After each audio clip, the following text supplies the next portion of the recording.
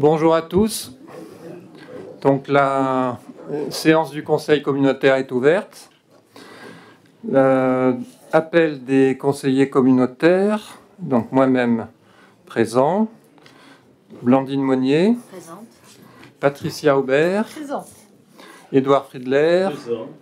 Philippe Barthélémy, Présent. René Castel, Présent. Hélène Verduin, présente, Suzanne Arnaud, présente, René Jourdan, Présent. Daniel Alster, Présent. Muriel Canol donne pouvoir à Madame Aubert, Jean-Luc Granet, Présent. Fanny Mazella donne pouvoir à Daniel Alster, Robert Porcu, absent, absent, Carole de Peretti donne pouvoir à Eliane Thibault, Éric Migliaccio, Présent. Eliane Thibault, Gilles Garcia, présent, Luc de Maria, absent, Roger Cotreau, André Samat, Louis Ferrara, Pascal Guiroux, Bruno Joannon, Christelle Goard, Yvan Maubé, Evelyne Larlé-Loire, Christine Sergent, Robert Deleda, Corinne Bonifay, Jean Tessier, Nathalie Noël, Sophie Long, Daniel Serre, Laurent Collet, Michel Salle, Gérard Perrier. apparemment il y aura une procuration. Il y a une procuration pour. D'accord, ben on va le rajouter. Gérard Perrier, Ludivine Corti, Yves Reynard. Pour qui? D'accord, donc on va régulariser. Hein. Valérie Bourron, Philippe Rocheteau, Émilie Guérel, Marc Bell. Donc, je vous propose de désigner René Jourdan comme secrétaire de séance. On commence par l'approbation. Il est bénévole. Donc, compte rendu du Conseil communautaire du 23 juin 2025. Il n'y a pas d'observation. Donc, tout le monde est d'accord. Il y a la présentation des décisions depuis le dernier Conseil communautaire. Donc, vous avez en pièce jointe la liste des marchés et les décisions. En ce qui concerne les réponses aux questions des élus au Conseil du 23 juin 2025. Donc, je commence par Madame Samat, donc, qui est élue de Saint-Cyr-sur-Mer, qui demandait le processus de recrutement des vacataires, et c'était dans un contexte particulier. Donc, on comprend bien le sens de la question et la nécessité de répondre. Donc, c'était des précisions sur le mode de recrutement des vacataires, à savoir 2 personnes mobilisées dans le cadre d'un tournage pour un clip de promotion touristique du territoire. Pour le contexte, c'est la volonté de valoriser l'identité et la richesse de l'agglomération, ça on s'en doute. Initialement, nous avions envisagé de faire appel à des figurants bénévoles. Toutefois, face aux contraintes d'agenda et à la difficulté de coordonner plusieurs personnes sur une période courte, nous avons pris la décision de recourir à des vacataires afin de garantir la faisabilité du projet dans les temps et avec la qualité attendue. Donc, au niveau du cadre juridique, on est dans les clous puisque les 3 conditions sont réunies. Je ne vais pas les détailler. La conclusion, c'est compte tenu de la période et des délais contraints, le projet est suspendu et sera repris par la prochaine mandature si elle le souhaite. Et j'en profite pour ajouter un petit mot dans la feuille de route qu'on est en train de mettre en place avec la directrice générale des services. Il y a entre autres le projet de territoire et notamment l'aspect touristique. Et effectivement, c'est important de définir cet aspect comment dire, le recrutement pour un tournage, c'est pas une urgence. Alors, on est à quelques mois simplement de la fin du mandat, mais ça n'empêche pas de réfléchir à ce qui pourrait être fait ensuite, même s'il y a des maires qui ne se représentent pas et des maires qui ne seront pas présents lors du mandat prochain. Voilà, ça n'empêche pas de réfléchir un petit peu à cet aspect des choses. Vous avez fini ? Oui. Non, Monsieur le Président, mes chers collègues, bonjour. Je voulais tout simplement vous remercier d'apporter une réponse à ma question. Et ma question était simplement pour dire si nous avions les uns ou les autres des personnes susceptibles d'être intéressées, de vous les proposer. C'était, voilà. Donc, merci infiniment pour toutes ces précisions. Avec plaisir. À l'attention de Monsieur Cottereau, donc c'était une question sur le placement des excédents. Voilà, le CGCT est clair là-dessus. Les possibilités sont très limitées. Les cas sont uniquement les libéralités, l'aliénation, la vente d'un élément du patrimoine, l'emprunt, dont l'emploi est différé pour des raisons diverses, indépendantes de la collectivité, des recettes exceptionnelles dans l'attente de leur réemploi, et sur le plan de la bonne gestion financière, j'en rajouterai un qui figure pas dans le règlement. C'est le remboursement éventuel des emprunts quand la situation s'y prête, c'est-à-dire lorsque les taux ont baissé et qu'on a les moyens de le faire. Ça, c'est un moyen parfaitement légal qu'on peut utiliser, comme aussi le fait de travailler en mode trésorerie zéro. C'est quelque chose dont on peut se rapprocher dans l'avenir. Donc, pas de commentaires, Monsieur Cottereau, ça vous satisfait? Madame Larlé-Loire, donc, qui est élue de Saint-Cyr-sur-Mer et qui posait la question des frais d'études pour les budgets.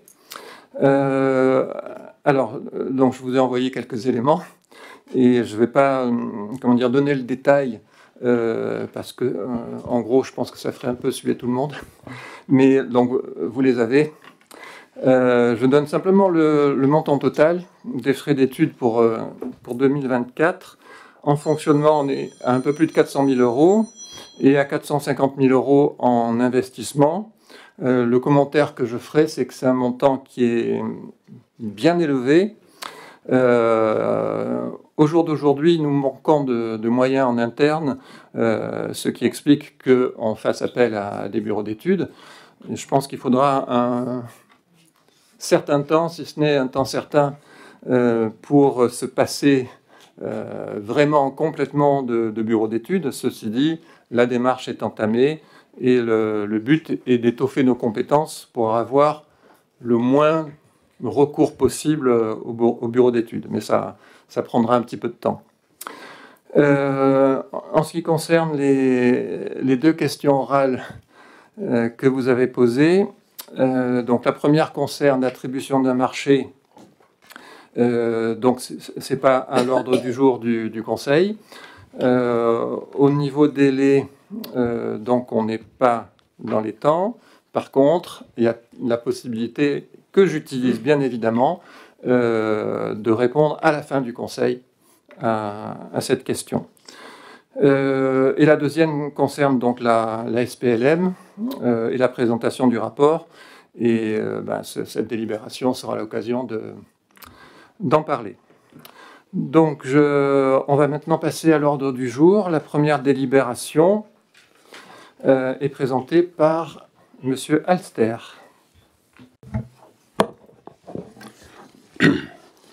Fixation de la surtaxe d'alimentation eau brute à Signes à partir d'octobre 2025. Le contrat de concession d'exploitation du service de l'eau avec CEO sur la ZAC de Signes autorise l'achat d'eau brute auprès du canal de Provence ainsi que la résiliation la réalisation de ventes en gros d'eau brute, VEG, à 3 abonnés. Excel 6, Circuit Paul Ricard, la ZAC de Signes et Lafarge. L'eau brute de la société Canal de Provence, distribuée sur le site de la Roudoulière, est transférée à l'aide d'une canalisation de refoulement dédiée de 10 km jusqu'au réservoir brut, puis vers l'unité de filtration pour la distribution de l'eau filtrée à la ZAC de Signes, ou la vente en gros d'eau brute à 2 communes, Le Castellet et Signes. Sur les 3 dernières années, en moyenne 30% de l'eau brute est vendue aux 3 abonnés, le reste est filtré puis distribué dans le réseau d'eau potable pour la ZAC de Signes ou vendu en VEG pour les 2 communes. Aucun autre abonné à l'eau brute n'est recensé sur les autres communes relevant du territoire de la CA-SSB. La surtaxe d'eau brute permet de garantir l'entretien et le renouvellement partagé de la conduite de refoulement et des ouvrages utilisés pour l'eau brute. Le montant de la surtaxe pour l'eau brute est fixé uniquement sur la part variable à 0,10 centimes hors taxe le mètre cube. De façon similaire à la surtaxe de l'eau potable, il est appliqué une révision annuelle de la surtaxe. Voilà, Président. Merci beaucoup. Est-ce qu'il y a des questions? Oui, Monsieur Garcia. Donc cela concerne bien uniquement les eaux du canal de Provence sur les 3 communes. La surtaxe, je veux dire. Vous voulez répondre, Monsieur Alster? En fait, oui, et certaines parcelles spécifiques, donc qui consomment de l'eau brute et qui payaient jusqu'à présent un tarif eau potable.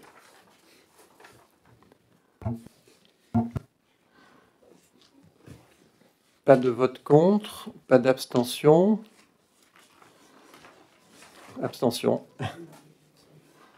Je vous remercie. Délibération numéro 2, Madame Verduin. Alors, il s'agit de l'adoption du rapport sur le prix et la qualité du service public de distribution de l'eau potable pour 2024 sur l'ensemble des communes de la communauté d'Adelot et présentation des rapports annuels des délégataires 2024. Le rapport annuel sur le prix et la qualité du service public de distribution de l'eau potable des 9 communes du territoire pour l'année 2024, présenté en commission consultative des services publics locaux le 9 septembre 2025, est également destiné à l'information des usagers du service public. Le Code général des collectivités territoriales prévoit la présentation par le président du Conseil communautaire du rapport annuel sur le prix et la qualité du service public d'eau potable et d'assainissement. Ce rapport a été établi conformément aux dispositions, notamment du décret 95-635 du 6 mai 1995 et de l'arrêté du 2 mai 2007, modifié par l'arrêté du 3 décembre 2013, relatif au rapport annuel sur le prix et la qualité des services publics d'eau potable et d'assainissement. Ce rapport vise à rendre compte de la consistance et de la performance du service rendu, des aspects financiers de la gestion du service et de la conformité du service à la réglementation. Le rapport et l'avis de l'Assemblée délibérante sont mis à la disposition du public qui en est informé par voie d'affichage. Merci. Donc, je pense que tout le monde a lu le rapport et il n'y a pas de vote, je pense. C'est une présentation. Une question. Il y a une question, Monsieur Cottereau. Adopter les rapports est toujours intéressant, surtout si on les a lus. Et le problème, c'est que tout ceci se passe en conclave. J'entends par là, nous vivons actuellement, je pense sur les 9 communes, en tout cas sur celles que je représente ici, un complet désaccord de la part de la population avec ce que nous avons récemment décidé en matière d'eau. C'est une histoire d'eau qui n'a rien de romantique. Et ce faisant, regardant l'ordre du jour et les rapports, à quoi servent ces rapports si comme avant la décision, les votes et les décisions ne sont pas connus du public. J'aimerais que, et je renouvelle là les demandes qu'avait pris en charge d'ailleurs Madame la vice-présidente aujourd'hui, de communiquer nos débats à la population. Cela éviterait beaucoup de malentendus, de désaccords, de conflits, et particulièrement en période électorale. Donc je renouvelle ici ma demande et je m'abstiendrai sur les rapports, me sachant s'ils vont rejoindre une bibliothèque secrète ou s'ils vont être réellement communiqués d'une façon bien entendu succincte, digeste, en direction des populations. Voilà, moi je trouve que nous travaillons correctement dans un débat, dans une ambiance qui s'est améliorée avec de nouvelles présidences, mais malheureusement, tout ce que nous examinons, souvent d'ailleurs, en ce qui concerne les conseillers, en tout cas en ce qui me concerne, nous avons des plats préparés, si je puis dire, nous n'avons plus qu'à les réchauffer, et ensuite, il demeure vraiment tout à fait en dehors d'une concertation avec la population. J'insiste beaucoup sur ce sujet, et notamment, je dis bien en période préélectorale, oui, électorale maintenant, car vraiment, le prix de l'eau, par exemple, qui peut être justifié d'ailleurs, est mal perçu parce que une totale absence de communication, de concertation avec la population. Merci de votre écoute.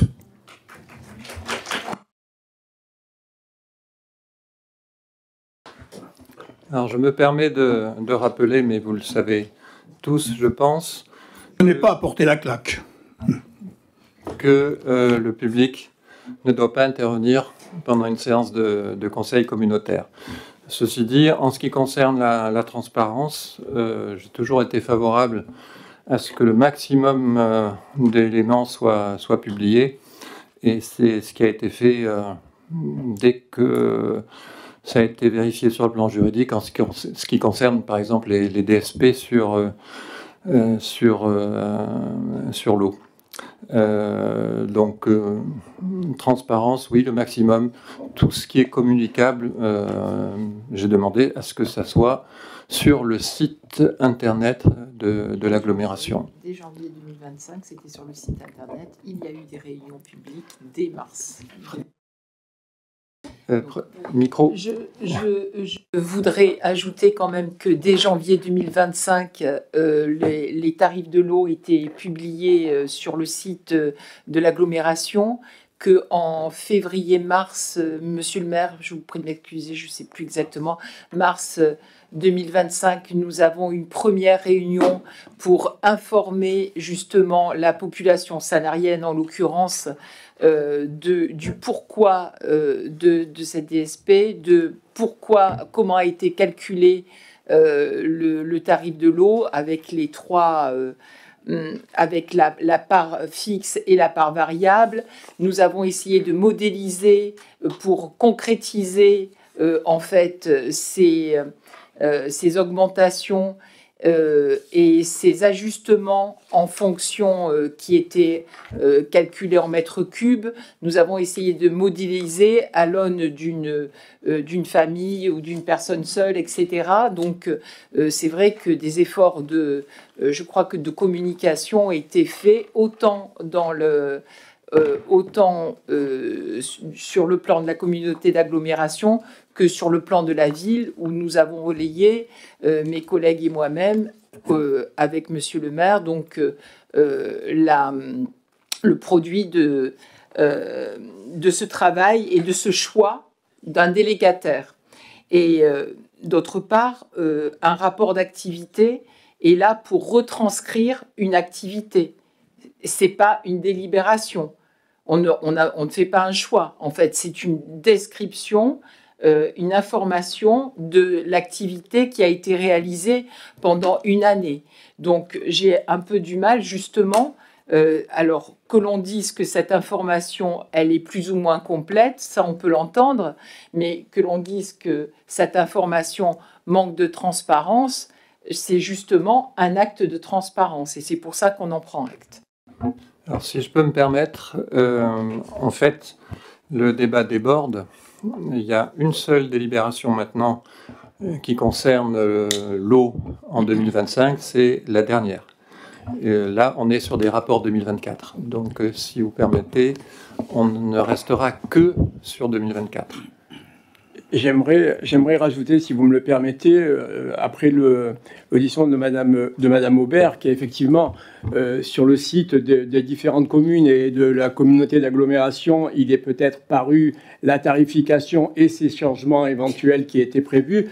Donc on ne remet pas en cause le fait que la communication n'ait pas été faite. Ce que nous remettons en cause, c'est le manque de concertation avec la population, pas toute la population, que ce soit de la communauté d'Agglo ou de Sanary en particulier, ne va sur le site de la commune pour voir si à un moment donné il y a eu une modification. Moi, ce que je vous reproche, si vous me permettez, c'est que à un moment donné, il aurait dû y avoir une communication plus large, éventuellement à travers le journal de la ville, pour expliquer aux gens. Parce que quand vous discutez avec les Sanariens, je me permets. Je peux terminer, s'il vous plaît. Je termine et après, je vous ai pas coupé, Madame Aubert. Je me permets d'interrompre. Voilà. Je me permets d'interrompre parce que là, on a débordé sur 2025.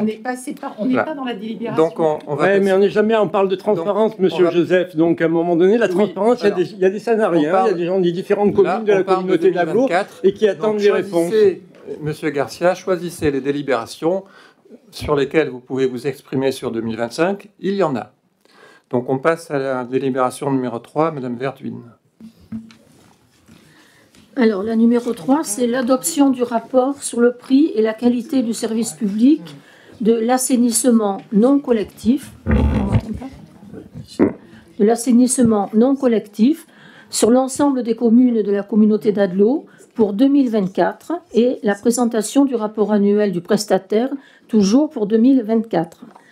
Je rappelle que l'autorité territoriale est tenue de présenter le rapport 2024 sur le prix et la qualité du service public d'assainissement non collectif, ainsi que le rapport annuel du prestataire. Que ces rapports seront transmis aux communes membres pour présentation en conseil municipal et mis à disposition des usagers. Le rapport et sa délibération seront mis en ligne sur le site Service Eau France en renseignant les indicateurs de performance sur le SISPEA. Voilà.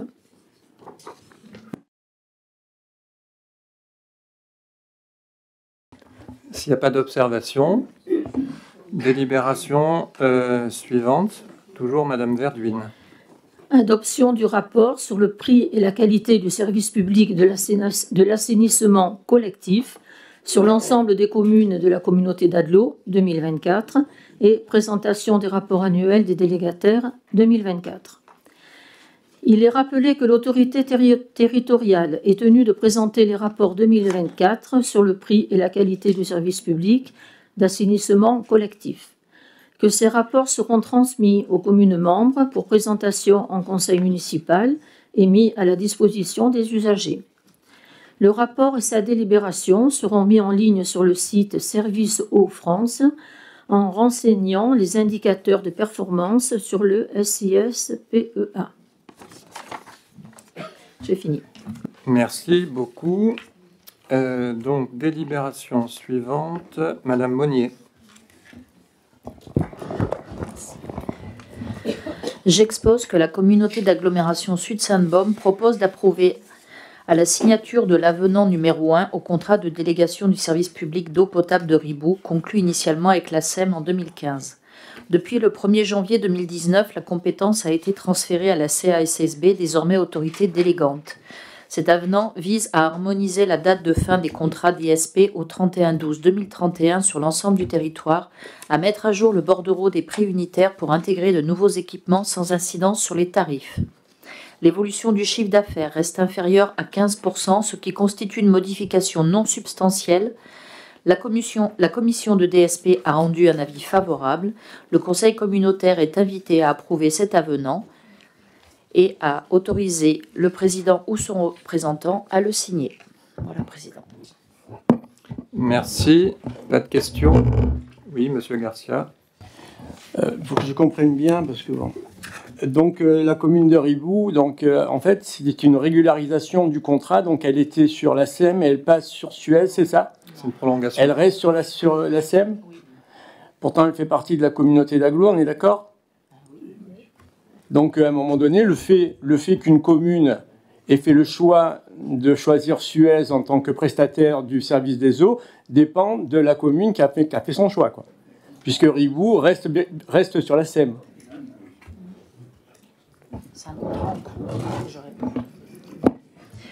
Le contrat de la commune de Ribou est un contrat en cours qu'on ne peut rompre avant la fin. Enfin, on est obligé d'attendre la fin. Là, il s'agit juste de prolonger la date de fin de ce contrat pour qu'il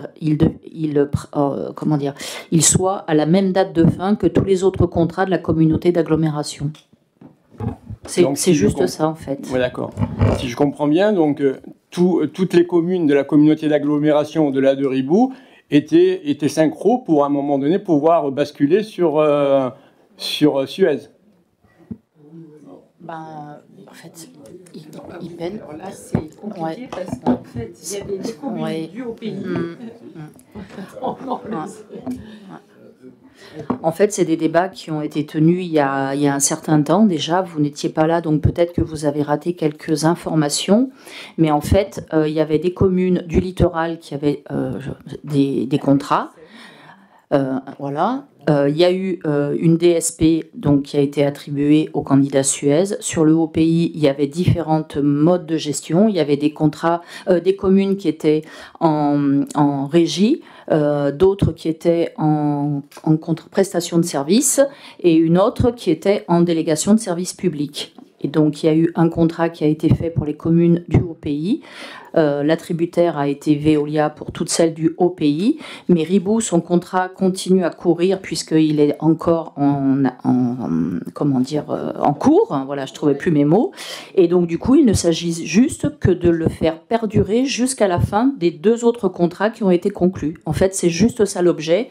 Et comme je vous l'ai dit, de mettre à jour le bordereau des prix unitaires pour intégrer de nouveaux équipements sans incidence sur les tarifs. Très bien.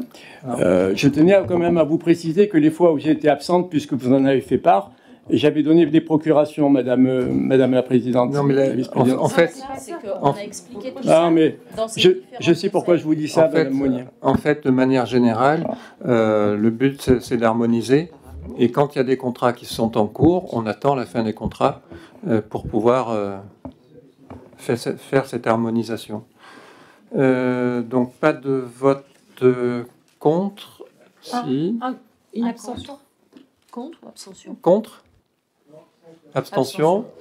Je vous remercie. Donc, la délibération numéro 6, c'est le contrat de concession de service public assainissement du littoral, l'avenant numéro 1. Ce contrat de concession est en vigueur depuis le 1er mai 2023 pour une durée d'un peu plus de 8 ans.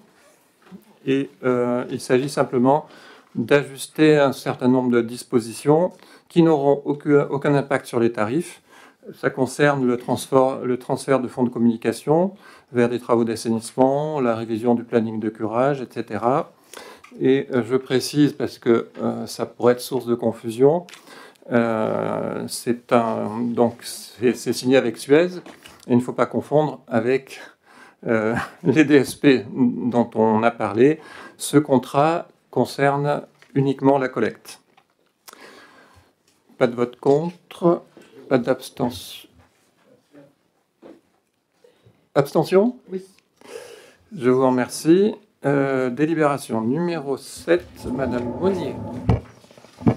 Il s'agit du contrat de délégation de service public assainissement de Ribou. Donc, c'est la même délibération, mais ça concerne l'assainissement. La communauté d'agglomération Sud-Sainte-Baume est compétente pour le service public d'assainissement de la commune de Riboud, auparavant déléguée depuis 2015 à la SEM. Le contrat initial court jusqu'au 31 octobre 2029. Un avenant numéro 1 est proposé pour prolonger ce contrat jusqu'au 31 décembre 2031 afin d'harmoniser les échéances des DSP sur l'ensemble du territoire. Cet avenant intègre également la nouvelle station d'épuration mise en service en 2021 dans le patrimoine concédé. Le bordereau des prix est ajusté pour inclure le renouvellement potentiel des nouveaux équipements. Cette modification n'entraîne aucun changement de tarif pour les usagers. L'avenant génère une évolution du chiffre d'affaires de 11,62% considéré comme non substantiel selon la réglementation. La commission DSP a rendu un avis favorable. Aussi, le conseil communautaire est invité à approuver cet avenant et le président ou son représentant sera autorisé à le signer par cette même assemblée. Merci. Pas de vote contre, pas d'abstention. Merci. Délibération numéro 8, Monsieur Rocheteau.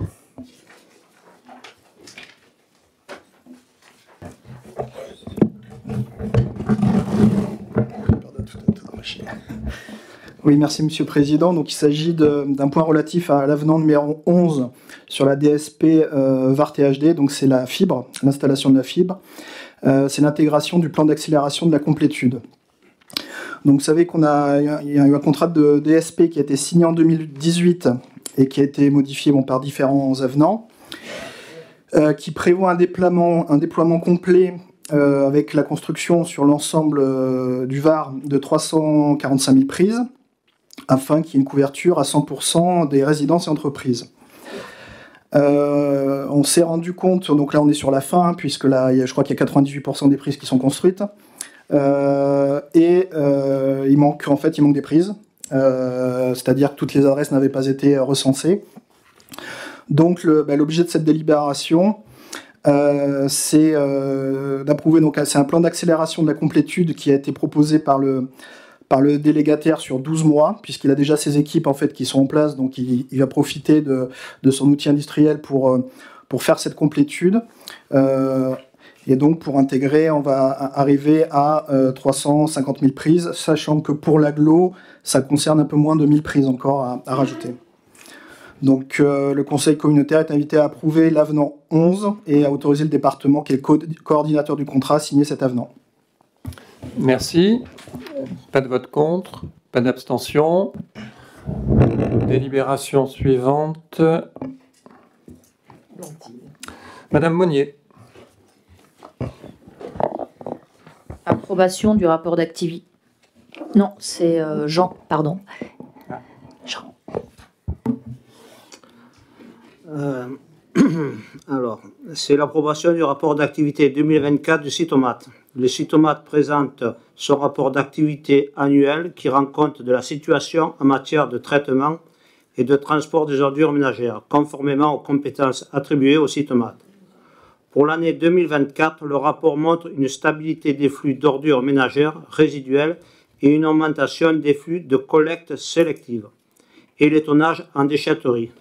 Cela montre une amélioration du geste de tri, notamment après l'adoption de l'extension des consignes de tri de 2022. De prendre acte de la présentation du rapport d'activité 2024 du Cytomat, tel annexé à la présente délibération. Ce rapport fera l'objet d'une transmission à l'ensemble des maires et des communes du territoire pour communication au conseil municipal. Merci. Pas de commentaires. Délibération suivante, Madame Verduin. Alors, délibération numéro 10 pour le développement durable. Conformément au CGCT, la communauté d'Agglo doit présenter un rapport sur la situation en matière de développement durable préalablement au vote du budget. Le présent rapport concerne l'année 2024 et expose les différentes politiques menées par la communauté d'Agglo Sud-Sainte-Baume en matière de développement durable. Merci. Pas d'observation. Délibération suivante, Madame Monnier.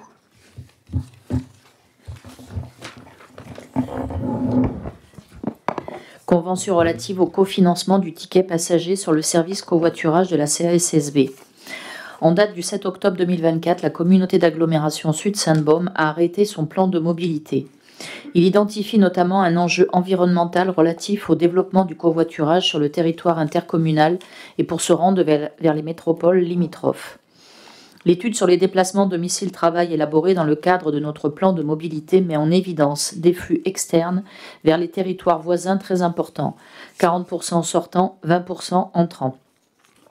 D'autre part, l'enquête mobilité effectuée auprès des actifs de la zone d'activité de Signes courant 2023 a mis en évidence une appétence forte vis-à-vis du covoiturage pour les déplacements domicile-travail, sachant que les 2/3 des actifs sont domiciliés hors du territoire de la CASSB. En date du 3 février 2025, le Conseil communautaire a approuvé le projet consistant à souscrire à une plateforme de covoiturage dynamique et intermodale, incluant une participation financière incitative de la part de la CASSB, et a accepté de déposer une demande de subvention au titre du Fonds vert « Développer le covoiturage ». Afin de mettre en œuvre le projet, un marché public a été notifié au prestataire Carros pour 1 an ferme, sans reconduction, dans la mesure où le service est à titre expérimental dans un premier temps. Le montant des prestations est de 29 704 € hors taxe pour le déploiement du service de covoiturage, plateforme, gestion des usagers, communication, accompagnement.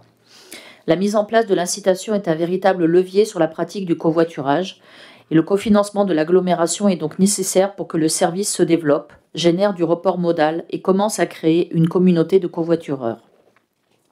Il est donc proposé une participation financière de la CASSB pour cofinancer le ticket passager en versant une somme forfaitaire de 1,50 € sur le montant perçu par le conducteur et quelle que soit la distance du trajet qui ne pourra toutefois pas être inférieure à 2 km. Le coût passager restant est donc de 50 centimes pour un trajet de 20 km plus 10 centimes par kilomètre supplémentaire. Les usagers habitant et ou travaillant sur le territoire intercommunal pourront bénéficier de ce cofinancement. La participation de la CASSB est estimée à environ 12 450 € pour 1 an, soit une aide financière pour 8 300 trajets, 90% du nombre de trajets estimés pour la première année. La CASSB reversera au mandataire Carros la participation financière sur la base des informations transmises au registre de preuves de covoiturage. Cette action doit permettre d'amorcer une démarche de développement du covoiturage sur le territoire intercommunal. Son évaluation permettra d'envisager son maintien sur les années suivantes ou un réajustement compte tenu des résultats obtenus. Voilà, Président. Merci. Pas de questions. Vote contre, abstention. Merci. Délibération suivante, Madame Verduin. Convention financière entre la communauté d'Adelot et le département du Var relative à l'aménagement d'un tourne à gauche au droit du chemin des Launes à Signes.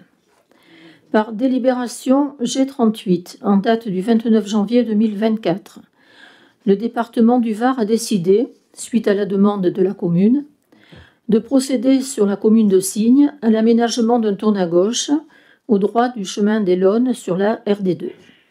Cette opération permet de sécuriser le carrefour en sortie de Signes, les mouvements de tourne à gauche vers le chemin des Launes étant difficiles en venant du centre de la commune. Les travaux impactent directement l'arrêt de bus Les Launes, qui doit intégralement être repris et mis aux normes pour les personnes à mobilité réduite, afin de permettre la gération des bus en toute sécurité pour les usagers. L'abri existant maçonné sera détruit et un nouvel abri-bus sera posé. Cet emplacement est un arrêt de desserte notamment pour les lignes scolaires régulières, gérées par les autorités organisatrices de la mobilité que sont la communauté d'Adelot Sud-Sainte-Baume et la région Sud. Le montant de l'opération globale est estimé à 269 014 €, avec une participation financière pour l'aménagement de l'arrêt de bus répartie comme suit: 12 590,85 € pour la communauté d'agglomération Sud-Sainte-Baume et 12 590,85 € pour la région Sud.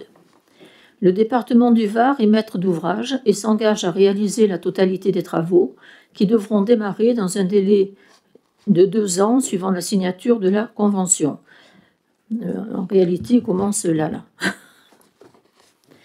La communauté d'Agglo Sud-Sainte-Baume s'engage à participer financièrement à l'opération, le règlement se faisant sur présentation d'un PV d'achèvement des travaux et d'un état récapitulatif des dépenses établi par le département. Merci.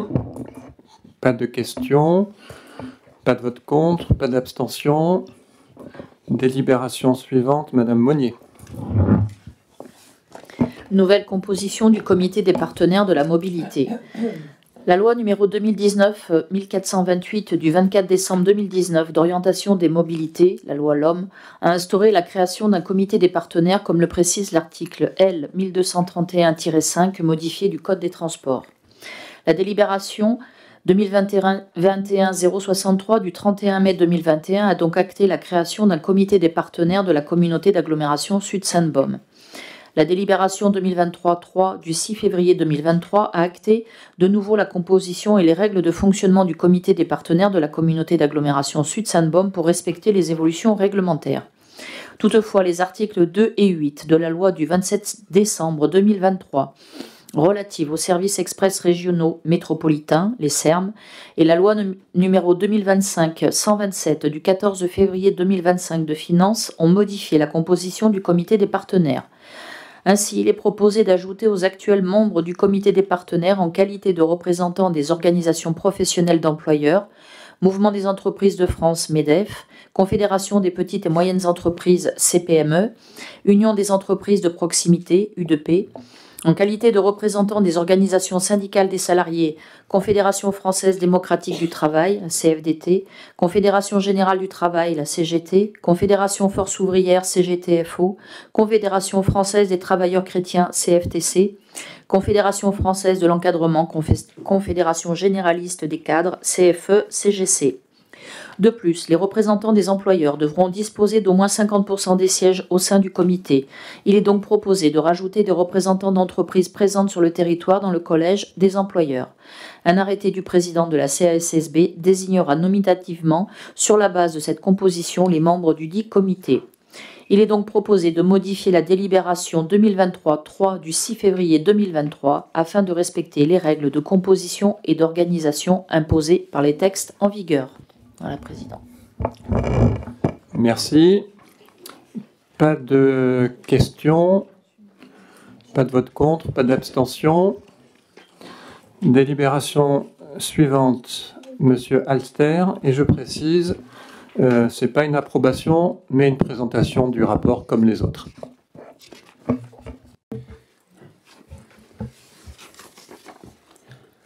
Un rapport annuel 2024 du mandataire Société publique locale Méditerranée SPLM. Il est rappelé que par délibération en date du 7 octobre 2024, le Conseil communautaire a accepté l'adhésion de la CCASB à la Société publique locale Méditerranée SPLM par le rachat de 60 actions de la commune de Signes.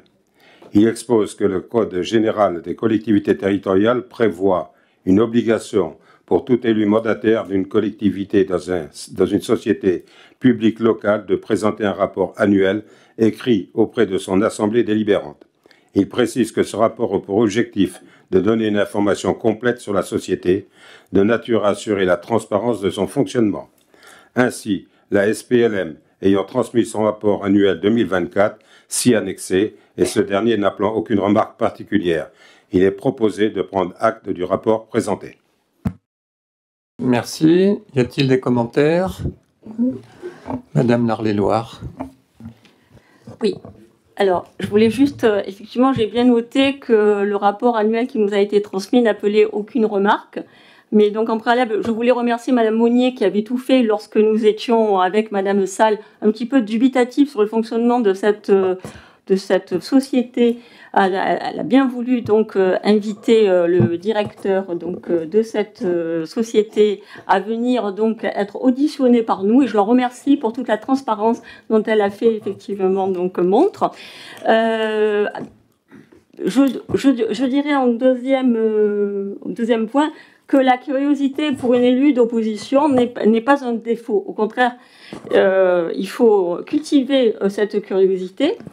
D'ailleurs, il y a une autre qualité d'élu d'opposition qu'il faudrait quand même mettre en exergue, c'est l'assiduité. C'est pas parce qu'on donne une procuration qu'on est déchargé donc de son mandat. Donc c'est ça, être assidu, et notamment être assidu non seulement au conseil communautaire, mais également aux commissions ad hoc. Voilà, tout ça pour pas raconter des bêtises et nous poser des questions donc à l'emporte-pièce. Ceci étant, bon, comme je suis curieuse, évidemment, dans l'actualité, l'actualité de la SPLM me pose problème, hein.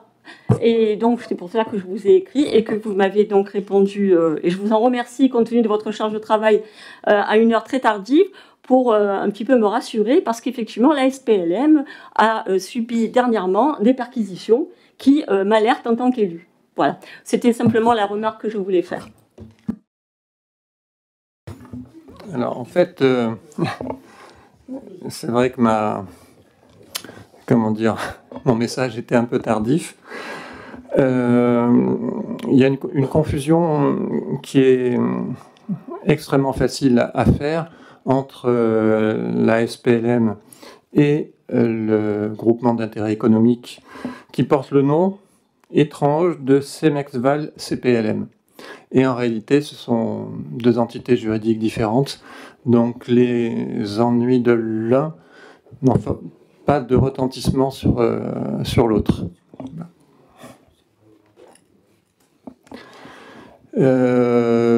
S'il n'y a pas d'autres commentaires, donc on a bien noté celui-ci figurera bien évidemment au procès-verbal. Donc délibération suivante, Madame Aubert.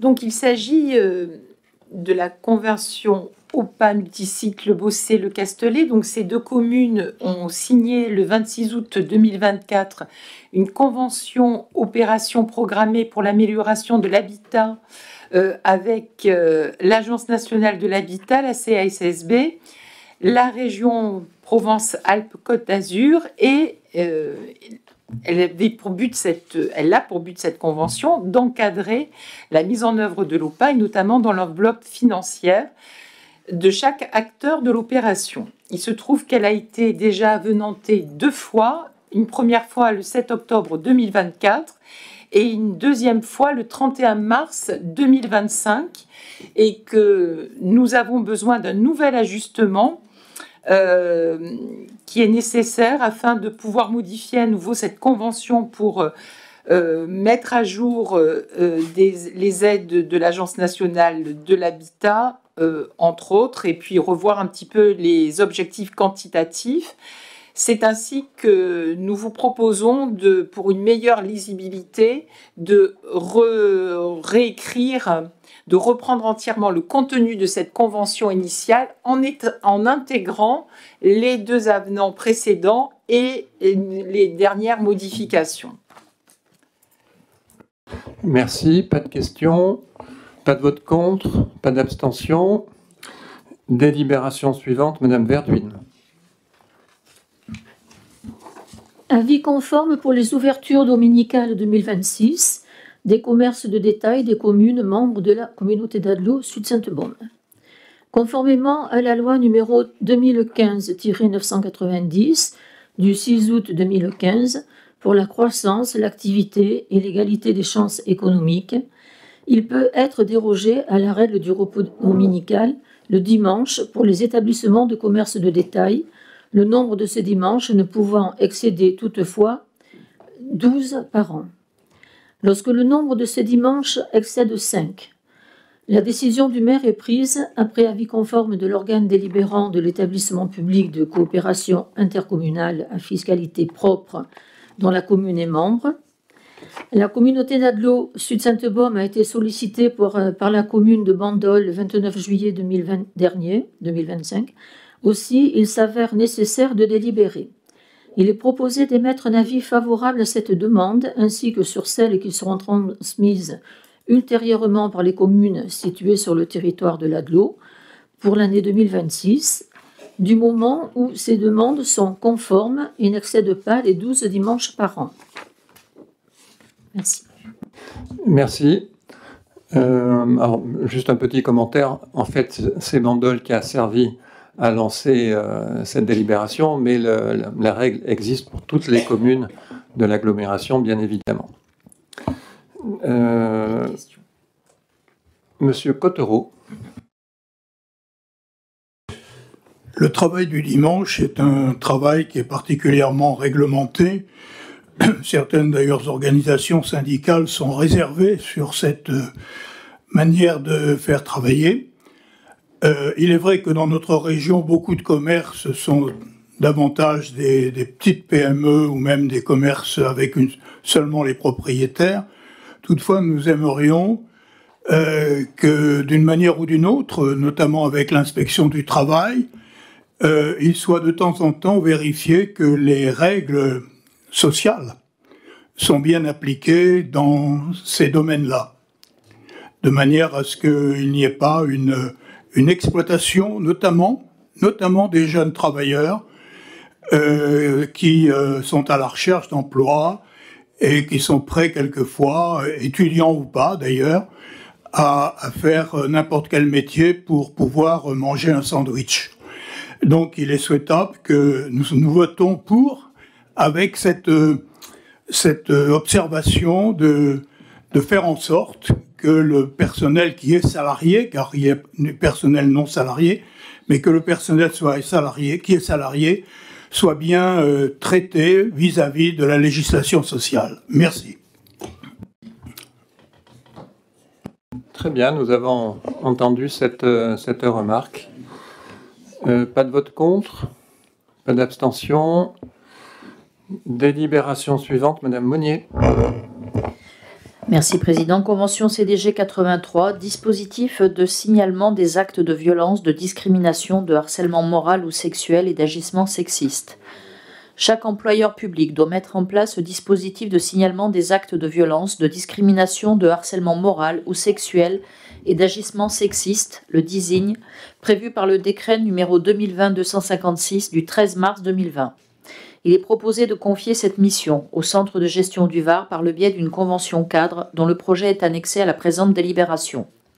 La mission de gestion du dispositif signalement est incluse à la cotisation additionnelle déjà versée par la communauté d'agglomération Sud-Sainte-Baume et ne fera donc pas l'objet d'une facturation supplémentaire. Seul le coût de l'intervention en cas de saisine par un agent sera facturé à hauteur de 500 €. Je me déporte pour cette délibération, Président. Je comprends. Pas de questions.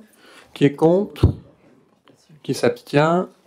Alors, délibération suivante. Monsieur Castel. Alors, il s'agit de la convention d'adhésion à la centrale d'achat et d'information des statuts modifiés du SICTIAM. Donc, le SICTIAM accompagne les structures publiques dans leur transition numérique et propose une offre variée de services, notamment en tant que centrale d'achat. Pour faciliter l'accès à ces services, une convention type d'adhésion a été établie et approuvée par délibération du comité syndical. Donc la CASSB a formalisé son adhésion au SICTIAM et bénéficie ainsi des prestations proposées. Elle doit prendre acte de la dernière modification des statuts du SICTIAM et autoriser le président à signer la convention d'adhésion mise à jour. Merci. Pas de vote contre, pas d'abstention. Alors, délibération suivante, c'est la mise à jour de la programmation pluriannuelle. Donc, il faut ajuster des crédits. Vous avez les documents budgétaires qui correspondent. Il faut préciser qu'il s'agit de l'autorisation de programme de mise en valeur du site de Taureau & Tom à Saint-Cyr-sur-Mer, bien connu. Pas de vote contre, pas d'abstention. Délibération suivante, décision modificative numéro 3 pour l'exercice 2025 du budget principal. Alors je pense que tout le monde s'en est aperçu, il y a une petite erreur dans l'envoi du dossier. La note de synthèse parle d'une DM numéro 1 et donc à l'intérieur, bien évidemment, c'est la DM numéro 3. Pour faire simple, en fonctionnement, il s'agit d'ajuster les dotations d'amortissement et donc il y a un virement vers la section d'investissement qui vient équilibrer l'ajustement comme d'habitude. Et en investissement, il s'agit de la mise en accessibilité du site de Taureau & Tom. Pas de vote contre, pas d'abstention. Merci. Délibération suivante, décision modificative numéro 1 pour le budget GEMAPI. En section de fonctionnement, pareil, ajustement des dotations aux amortissements. Et le virement vers la section d'investissement, bien sûr, est diminué en conséquence. Et en section d'investissement, on retrouve les écritures croisées. Pas de vote contre, pas d'abstention. Délibération suivante, il s'agit du budget annexe de l'assainissement, décision modificative numéro 2. Là, le principe, c'est d'avoir l'inscription en investissement des crédits permettant la régularisation des prestations réalisées par la société SAD pour un poste de relevage à Sanary-sur-Mer, pour laquelle on a une délibération un petit peu plus tard. Qui est contre? Qui s'abstient? Délibération suivante, c'est l'encadrement de la constitution de provision semi-budgétaire. Pour l'instant, il n'y a pas eu encore de délibération cadre pour ces provisions. Elle est nécessaire pour rappeler les différents cas de provisions obligatoires et approuver la mise en place de provisions dès l'apparition d'un risque avéré. Je précise que c'est la procédure de droit commun et l'autre, ce sont les provisions budgétaires qui sont un tout petit peu dangereuses. Certaines communes les adoptent, mais en fait, ça consiste à un autofinancement puisque c'est provisionné dans la section d'investissement et donc ça peut être utilisé en dépenses d'investissement. Donc la procédure semi-budgétaire est beaucoup plus prudente. Délibération suivante, remboursement de frais d'études non suivis de réalisation. Ah oui, pardon, pas de vote contre, pas d'abstention, merci. Oh, ben comment dire, les provisions semi-budgétaires, je ne pense pas que ça passionne extrêmement tout le monde. Délibération suivante, remboursement de frais d'études non suivis de réalisation. Donc ça, c'était une délibération qui me dérangeait un petit peu. La case est adhérente au Simielec, qui est devenu territoire d'énergie VAR, et qui demande à ses membres, dont nous, de rembourser des études commandées mais non suivies de réalisation. Là, il s'agit d'études commandées pour un tronçon du giratoire, comment il s'appelle, enfin peu importe, pour un montant de 12 400 €. Et bien évidemment, j'ai demandé pourquoi les travaux n'avaient pas été réalisés, toujours embêtant, c'est de l'argent public. Et malheureusement, le dossier est trop ancien et les services n'ont pas retrouvé les éléments. Donc j'en suis un petit peu navré, mais voilà, c'est la situation. Par contre, on est obligé de payer. Pas de questions, pas de vote contre, pas d'abstention. Merci. Alors, délibération suivante, autorisation de paiement des prestations réalisées par la société SAD sur le territoire de Sanary-sur-Mer. Budget assainissement. Donc, on vous présente une demande de régularisation concernant des travaux qui ont été réalisés en 2019 par cette société SAD sur la commune de Sanary-sur-Mer au moment du transfert de la compétence assainissement.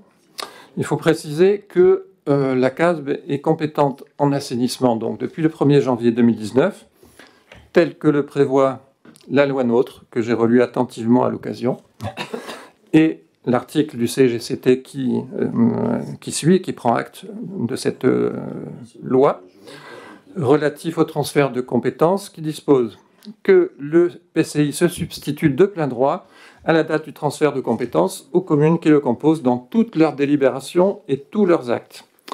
Et on a un certificat administratif attestant de la réalisation des travaux qui a été transmis par la commune de Sanary et du projet de décompte général définitif, le DGD, qui a été validé par la société SAD.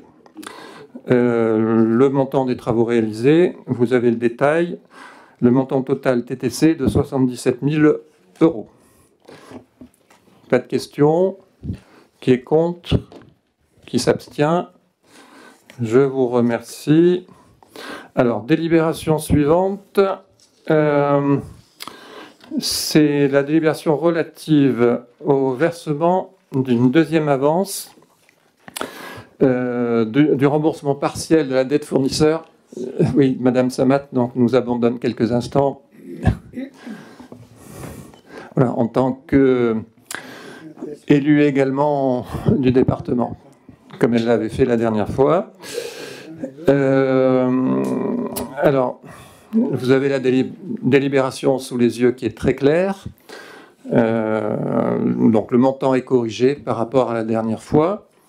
J'avais demandé est-ce que ça passe au dernier conseil communautaire, même si j'étais absent, pour bien montrer que la communauté d'agglomération ne cherche pas à se défiler par rapport au paiement, mais à juste proportion. Donc là, la délibération va être transmise, bien évidemment, mais je voulais faire quelques commentaires sur le fond du dossier. Alors, je l'ai fait à plusieurs reprises, en réunion de bureau, en commission ad hoc. Effectivement, ça concerne le montant de la deuxième avance. Rappelez-vous, nous avons voté en mars dernier là, le montant de la première avance. Et voilà, je ne voudrais pas mettre de l'huile sur le feu, mais dans la mesure où le GIP a déposé un recours auprès du tribunal administratif pour demander l'annulation de notre délibération du 31 mars 2025, qui votait à l'unanimité un versement de 72 000 euros, et qu'un des motifs principaux de ce recours est une absence de transparence de ma part, je tenais cette fois-ci à apporter quelques précisions. Alors tout d'abord, j'insiste sur ce point. Pour moi, j'ai une seule boussole, c'est la défense des intérêts de notre agglomération, et je vous remercie tous pour la confiance que vous m'avez accordée pour le faire. Et quand je dis que je ne souhaite pas mettre de l'huile sur le feu, cela signifie que je vais rappeler quelques éléments clés de ce dossier, mais en insistant aussi et surtout sur les points positifs, il y en a, avec un but qui est clairement affiché pour moi, c'est de reprendre des relations de confiance avec le département et la région. Alors, quelques dates clés. Le 22 novembre 2024, le conseil d'administration du GIP vote une résolution demandant à la CASB de verser un montant de 750 000 euros, c'est-à-dire la somme totale, à ce moment-là, de notre participation au remboursement du passif du GIP. Je rappelle que Blandine Monnier, donc ex-présidente, avait fait une proposition à un moment où tout était bloqué et que les intérêts moratoires couraient pour un montant de 150 000 euros par mois, ce qui est toujours le cas, malgré la demande de renseignement au niveau de la chambre administrative d'appel. Je rappelle que donc, Blandine Monnier avait fait une proposition et à ce moment-là, elle défendait les intérêts de l'agglomération, mais elle ignorait que la participation du département et de la métropole toulonnaise se limiterait à 10% de leur participation aux charges, puisque c'est ainsi qu'on calcule la participation. Juridiquement, cela n'est pas opposable, car seule notre Assemblée peut prendre cette décision, et pour mémoire, nous participerons aux charges du groupement pour un montant à hauteur de 2,2%, et la métropole de Toulon et le département, merci de m'applaudir. Elle nous casse les pieds, celle-là. Il faut être de 14,8%. Voilà, 2,2, 14,8. Et 750 000 euros d'un côté et 484 000 euros de l'autre. Le 27 janvier 2025, c'est la première fois que je participe à une assemblée générale du GIP en tant que président, et je représente notre agglomération. Donc j'explique à ce moment-là que je suis d'accord pour payer la totalité de notre part du passif, si, et seulement si, les autres font de même, ce qui paraît logique. Or, cela n'est pas le cas, puisque, je le répète, il est demandé 484 000 € au département et à la métropole, ce qui correspond, si on respecte un principe fondamental qui est quand même l'équité, à un acompte de 72 000 €, ce que nous avons voté. Le 10 février 2025, Blandine Monnier et moi-même sommes en visioconférence avec le conseiller du président du département. Le ton, je vous le dis franchement, est menaçant. Il me conseille vivement de revenir sur ma décision, arguant même du fait que la presse a annoncé que la situation était débloquée. C'est vrai qu'il y a eu 2 articles dans Var Matin la même semaine, et que j'allais tout mettre par terre. Donc là, les choses commencent bien. Le 13 mars 2025, le même conseiller du département, du président du département, accentue et déclare lors d'une réunion avec les DGS qu'il va faire part à la Chambre régionale des comptes de mon refus de payer. Il insiste pour que le liquidateur me force à payer en émettant un titre de recette et demande à ce que tout cela me soit répété. Alors j'en ai profité pour le répéter à la juge de la Chambre régionale des comptes quand elle a fait son audit de notre communauté d'agglomération. Et je peux vous dire qu'elle a levé les yeux au ciel. Le 31 mars 2025, le Conseil communautaire vote à l'unanimité des votants, donc le versement de ces 72 000 €, correspondant à nos 2,2%. Le 28 avril 2025, Conseil d'administration du GIP, et j'interviens en réexpliquant la position de l'agglomération et mon étonnement d'avoir appris seulement 4 jours avant la date que le liquidateur avait l'intention de saisir le préfet pour nous contraindre à verser les fameux 750 000 € et saisir également le tribunal administratif pour faire annuler la délibération de la CAD et le versement des 72 000. Le liquidateur précise que ces requêtes sont rédigées, mais qu'il ne les a pas encore envoyées. Et il souhaite les soumettre au vote des membres du conseil d'administration avant de le faire, car il a un fort doute sur une issue favorable de ces démarches. Représentant du département, président de la région, président de la métropole de Nice, demande au liquidateur de lancer les actions prévues, et le liquidateur le fait. Donc, sans vote. Le 5 mai, conférence de presse, lors de laquelle j'explique ce qui se passe et ce qui me semble être l'inéquité des décisions prises. Le 22 mai, c'est-à-dire 15 jours plus tard, donc pas très longtemps après, coup de théâtre. Lors d'une réunion avec les DGS, le liquidateur annonce ce que je réclame depuis le début, en votre nom, mais surtout au nom de l'équité et des intérêts de notre agglomération, à savoir qu'il va demander un deuxième acompte à due proportion pour les participants, à savoir 213 000 € à la CASB et 1 432 000 € à TPM et au département. La répartition est respectée, l'équité aussi. Donc, je ne peux que me réjouir d'avoir été enfin entendu. Alors, en ce qui concerne le préfet, nous l'avons rencontré avec Blandine Monnier le 24 mai, donc le préfet Mahé juste avant son départ, et il nous a indiqué être en parfait accord avec le préfet de région, avec lequel il venait de s'entretenir. Il était hors de question qu'il nous oblige à payer 750 000 € et que le principe d'équité devait être respecté. Et il nous a annoncé aussi qu'avant son départ, il allait demander à ses services de préparer un courrier à mon attention pour m'interdire de payer plus que notre part. Le 19 juin, nouvelle réunion de DGS, et alors le montant est modifié, peu importe, donc 277 000 €, mais là encore, 1 867 000 euros pour la métropole et pour le département. L'équité et la proportionnalité sont toujours parfaitement respectées. Le 23 juin, à ma demande, et pour montrer que nous sommes d'accord pour payer, mais à due proportion, le Conseil, et je vous en remercie encore, approuve ce deuxième versement de 277 000 euros. Le 8 juillet 2025, Conseil d'administration du GIP, et qui révise encore les contributions de chacun. Le second acompte, pour nous, est fixé à 183 000 euros.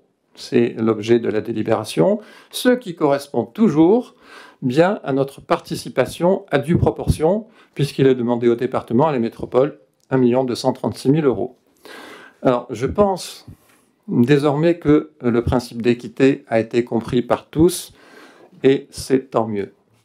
C'est ce montant rectifié que nous devons approuver, et je dois dire, et je pense que c'est très important, que lors de ce conseil d'administration, alors Madame Samat, qui s'est retirée, qui représentait le département mais aussi la métropole, est intervenue, et je cite l'extrait du PV.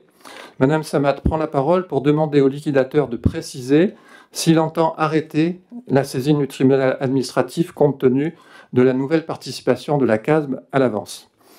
Et donc une confidence, mais je lui redirai, elle le sait. Depuis lors, on a eu un échange lors d'une exposition photo et Robert Deleda était présent. Donc je l'ai remercié, mais vraiment, pour cette attitude positive lors de ce conseil d'administration. J'ai compris de ses propos du 8 juillet qu'elle était favorable à un retrait de la saisine du tribunal administratif, et elle m'a répondu « J'ai toujours œuvré pour l'intérêt général ». Donc je me permets donc, même en son absence, de la remercier une fois de plus devant vous. Et je remercie, alors, il pensait venir, j'ai eu M. Bell au téléphone, donc, qui est conseiller municipal à Bandol, qui était le chef de file de la liste concurrente donc, de l'opposition. Je dois vous avouer que, comme je suis en très bon terme avec lui, je l'avais sollicité sur le sujet pour avoir son avis, parce que il est à la fois avocat et ancien préfet. Il m'avait encouragé à tenir bon et à saisir éventuellement le préfet de région, donc je tiens aussi à le remercier pour cette aide. Voilà, donc je me réjouis sincèrement que nous ayons enfin été entendus et que la raison et le respect de l'équité l'emportent. Donc je pense que maintenant, on va vers des jours bien meilleurs. Voilà. Bravo.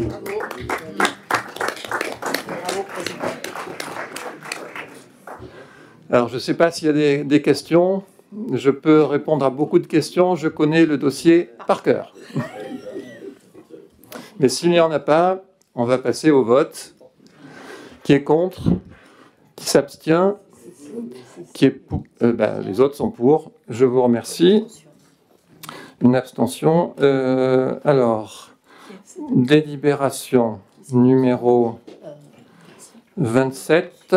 Alors, c'est remboursement de... J'ai oublié quelqu'un?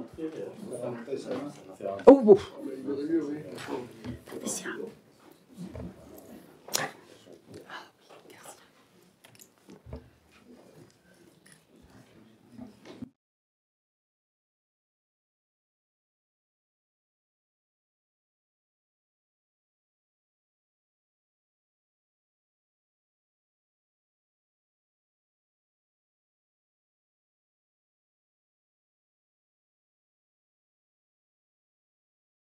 Alors je me permets juste de dire que je vous ai remercié publiquement et vraiment sincèrement pour votre intervention lors du dernier conseil d'administration.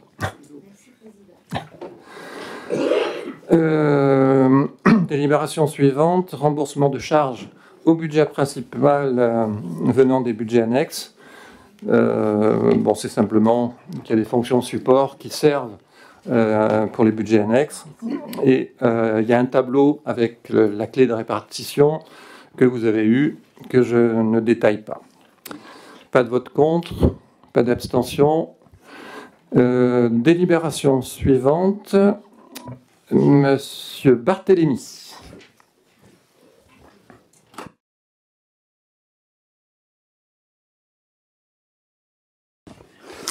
Bien, merci, Monsieur le Président, mes chers collègues.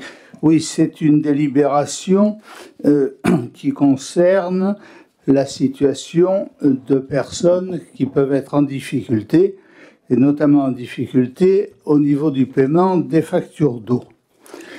Alors, je rappelle que nous avons ici même passé, lors d'un précédent conseil, 2 avenants à notre DSP, un avenant pour la DSP du littoral et un autre avenant pour la DSP du Haut-Pays. Donc ces avenants répondaient, je dirais d'une certaine façon, à la problématique qui est la problématique que nous rencontrons les uns et les autres dans le cadre des politiques sociales de nos diverses communes. Ces avenants, de mon point de vue, je dirais, ont 3 inconvénients. Le premier inconvénient, c'est un inconvénient qui est lié à leur montant. Alors pourquoi à leur montant ? Et je crois que c'est quelque chose sur lequel il est important que tout le monde en ait bien conscience. C'est que lorsque l'on a voté des DSP, l'une pour le Haut-Pays et l'autre pour le littoral, ces DSP, je dirais, ont par définition, ça ne peut pas être différent, ont par définition concerné des communes qui n'avaient pas la même histoire et qui n'avaient pas forcément les mêmes tarifications. Ça a été rappelé tout à l'heure à propos d'une autre question à l'ordre du jour, où il a bien été rappelé qu'il y avait des communes qui étaient en régie, il y avait des communes qui étaient en DSP, il y a des communes qui avaient des tarifs, il y a des communes qui avaient d'autres tarifs, et c'est normal que les tarifs aient été différents, puisqu'on était tous différents, puisqu'on avait tous la compétence propre, et chaque commune avait sa propre politique en matière de distribution d'eau potable. C'est normal. Comme on ne part pas tous du même niveau, et comme par définition on doit être au même niveau, il y en a qui ont des variations à la hausse, il y en a qui ont des variations à la baisse, il y en a qui ont des variations plus hautes, il y en a qui ont des variations plus basses. Et donc c'est quelque chose, je dirais, de logique dans ce type de situation. Donc ça, c'est, je dirais, le premier point, et c'est un point qui est tout à fait fondamental. Et il est d'ailleurs d'autant plus fondamental qu'en matière d'eau, le tarif est fonction de la consommation. C'est-à-dire que si on prend le tarif au mètre cube, eh ben on n'a forcément pas le même si on est seul dans un appartement ou si on est 10 dans une villa avec piscine. Donc c'est quelque chose de normal. Et il n'y a aucune difficulté particulière là-dessus. Par contre, on doit l'intégrer. Deuxième inconvénient, c'est les modalités qui, de mon point de vue, étaient relativement complexes, puisqu'il s'agissait avant tout d'abandon de créances. Si c'est donc des abandons de créances, c'est qu'il faut forcément qu'il y ait des créances, donc forcément qu'il y ait un lien entre le pétitionnaire et le distributeur. Ce n'est pas forcément le cas. Et ce n'est pas forcément le cas. Pourquoi ? Et c'est l'objet du troisième inconvénient, c'est le mode de calcul, puisque le mode de calcul était fonction du nombre d'abonnés. Or, à partir du moment où on a un nombre d'abonnés, il va de soi qu'il y a une problématique, et c'est logique, c'est qu'il y a des copropriétés. Quand il y a une copropriété, il y a toutes les configurations. C'est-à-dire, vous avez des cas où vous avez un abonné pour tout le monde. Et puis vous avez des cas, au contraire, où vous avez un abonnement par usager. Donc vous comprenez bien que lorsque l'on a une délib qui dit abandon de créance, si on est dans la configuration où les personnes ont tout un abonnement, ça a un sens. Si on est dans une situation où il y a un compteur et pour toutes les copros, eh ben, il va de soi que ça n'a pas de sens. C'est-à-dire qu'on ne peut pas, avec le système en vigueur, s'occuper de difficultés que pourrait avoir telle ou telle personne. Et j'ajoute qu'il y a même des cas où les compteurs, je dirais, sont aux propriétaires et pas aux locataires, ce qui complique, là encore, les difficultés. Donc vous voyez bien qu'on a des situations qui sont multiples, qui sont différentes, qui sont plurielles, et c'est normal que ce soit comme ça. C'est normal que ce soit comme ça, puisque c'est le résultat de l'histoire. Alors, nous, Escalité d'Aglo, ce que nous devons faire, c'est être réactifs. C'est-à-dire qu'on doit être réactif, et la réactivité, c'est quoi? Bien, c'est qu'il est bien évident que si une personne est en situation difficile, on ne peut pas lui dire « on ne s'occupe pas de vous parce que vous êtes dans une copro » ou parce que... Bon, c'est stupide. Donc il faut être malin. D'où le sens de cette délibération, qui est une délibération qui consiste à dire « eh bien, prenons au niveau de la communauté d'agglo, donc des sommes que l'on va verser. Alors verser à qui? Eh bien, à ceux qui sont le mieux à même de s'occuper de la situation des personnes, en l'occurrence les CCAS.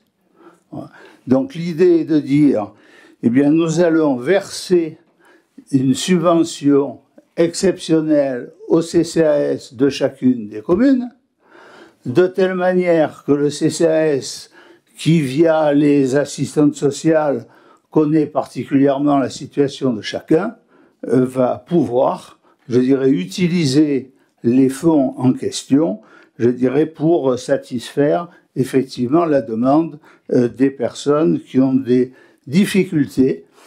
Et ces personnes qui ont des difficultés, il y en a qui ont des difficultés depuis longtemps, il y en a qui peuvent en avoir depuis moins longtemps, il y en a qui peut-être en ont alors qu'ils n'en avaient pas, compte tenu de ce que je disais au début, sur le fait qu'on ne partait pas tous du même niveau. Et donc tout ceci, eh bien, c'est le sens de cette délibération. Alors avec deux verrous qui sont des verrous logiques. La première, premier verrou, c'est que les sommes en question ne sont utilisées que pour le paiement de factures d'eau, pas pour d'autres usages. Non, mais c'est évident, je pense qu'on peut faire confiance au CCAS. Et la deuxième raison, deuxième verrou, c'est qu'il faudra que les CCAS respectifs fassent un rapport au bout d'un an en disant ben voilà comment nous avons utilisé les sommes en question. Voilà. Alors, vous voyez bien que nous sommes dans une situation qui est particulière. La subvention, elle est exceptionnelle. Pourquoi elle est exceptionnelle? Ben parce que il est logique, et le président, je dirais, a déjà plusieurs fois pris un certain nombre d'initiatives dans ce sens, et franchement, je pense que c'est apprécié par tout le monde. Il est bien évident que les DSP, elles ne sont pas parfaites. Il y a toute une série d'améliorations qui sont nécessaires.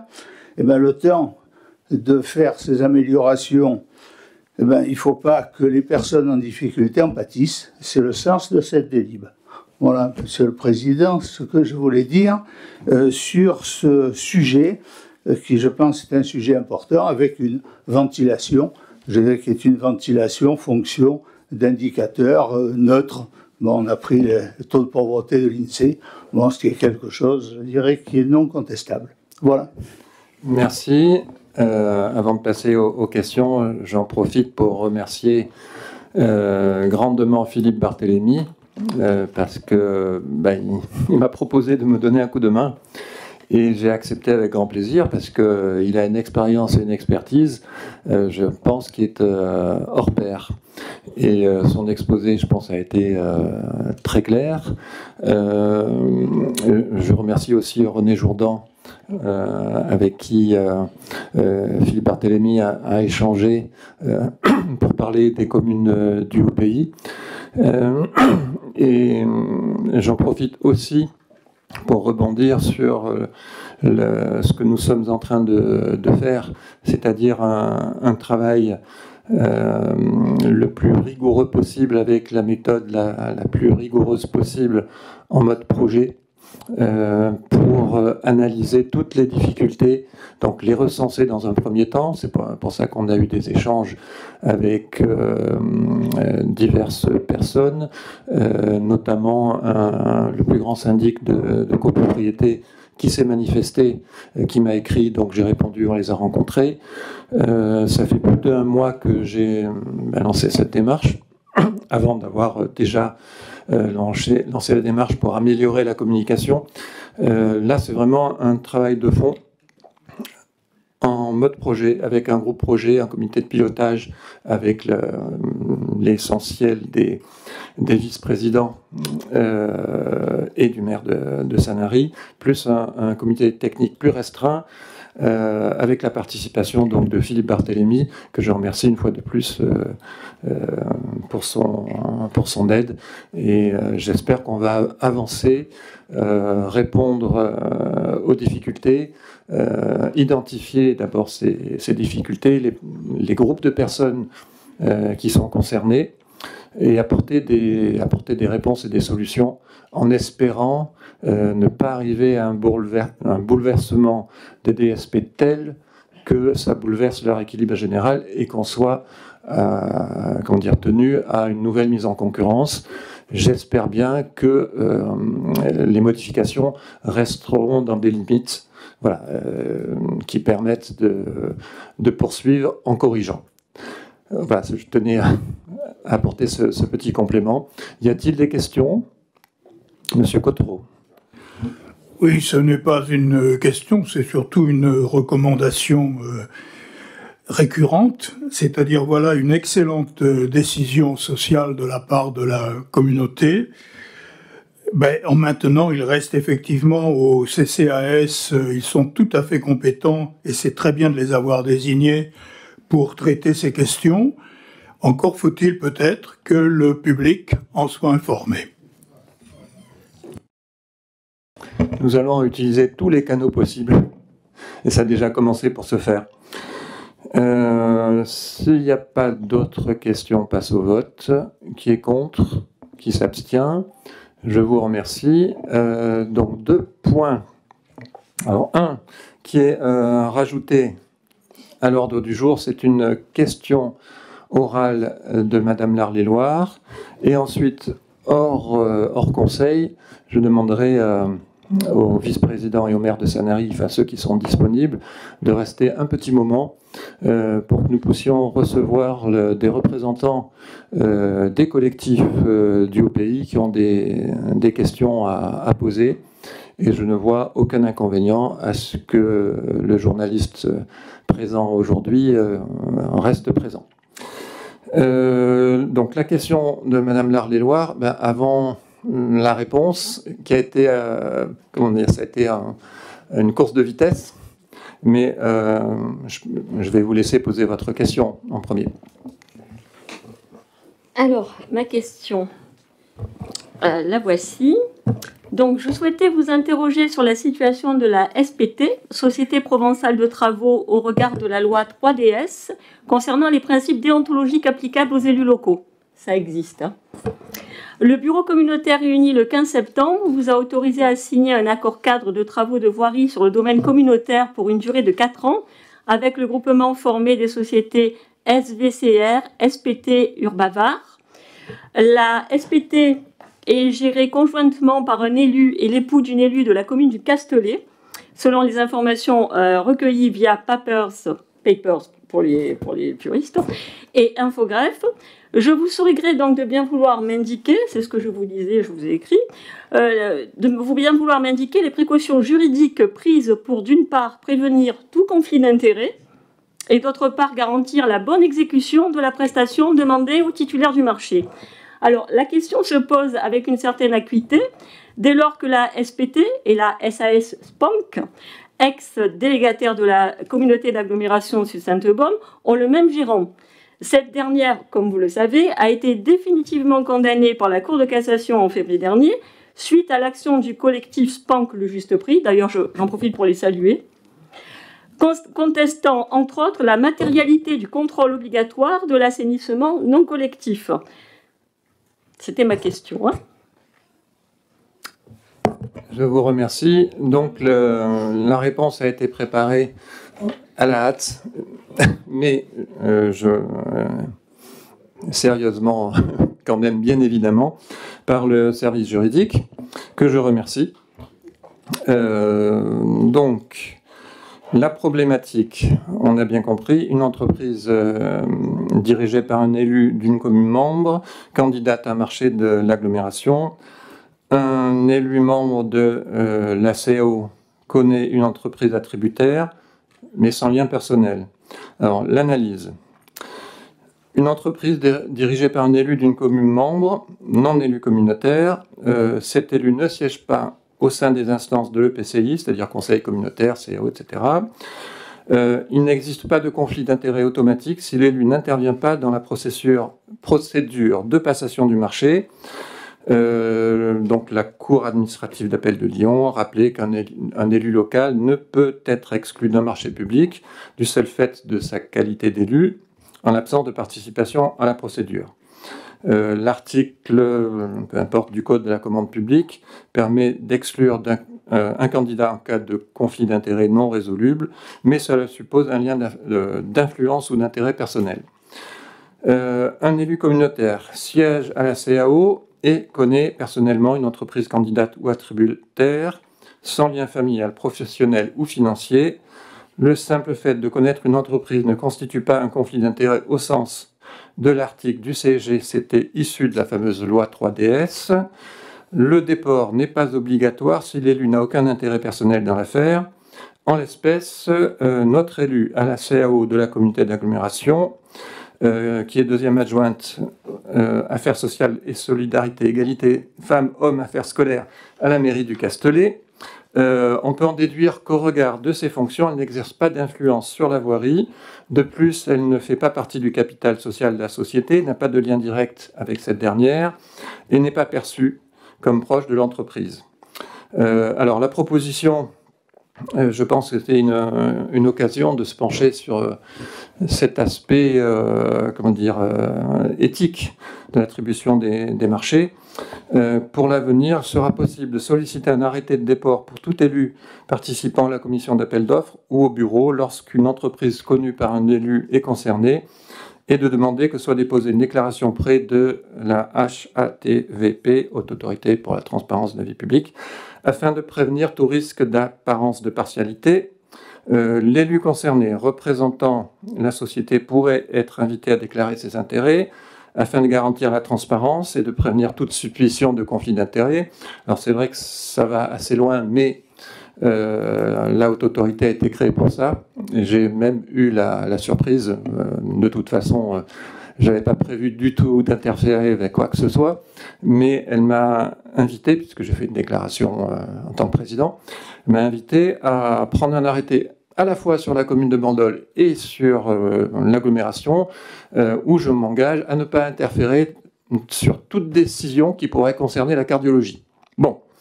Je pense qu'il faut aller dans le sens de se conformer au maximum possible à toutes ces recommandations. Donc, l'élu concerné représentant de la société pourrait être invité à déclarer ses intérêts afin de garantir la transparence et de prévenir toute suspicion de conflit d'intérêts. Dernier conseil, mais je crois que c'était fait entre-temps, se rapprocher de la mairie du Castellet afin de savoir si un arrêté de déport a été pris par les deux élus concernés, afin qu'ils attestent se déporter, ne pas intervenir ou exercer une influence quelconque sur toute affaire où ils ont un intérêt. Donc, je pense qu'il faut le faire. Il ne faut pas, se priver de donner le maximum de signes de transparence et de respect de la légalité. Il y a eu un petit ajout concernant le code de la commande publique On peut éventuellement faire appel au déontologue qui est au centre de gestion. Là, pour l'instant, pour bien montrer que nous ne prenons pas la chose à la légère, le marché, pour l'instant, ne va pas être notifié. Le temps de vérifier, et là, c'est vraiment pour rassurer tout le monde, pas seulement vous, hein, tous les élus. Donc, on va demander à un avocat spécialisé de nous confirmer qu'il n'y a pas de difficulté dans ce cas précis, et on va essayer de le faire le plus vite possible, parce que ne pas notifier un marché, ça peut avoir des conséquences si on traîne. Voilà la réponse que je voulais apporter. Je vous remercie pour cette transparence. Avec plaisir. Donc, le conseil communautaire est terminé. Les prochains bureaux, vendredi 3 octobre, lundi 13 octobre. Le prochain conseil communautaire, le 24 novembre. Bonne journée à tous.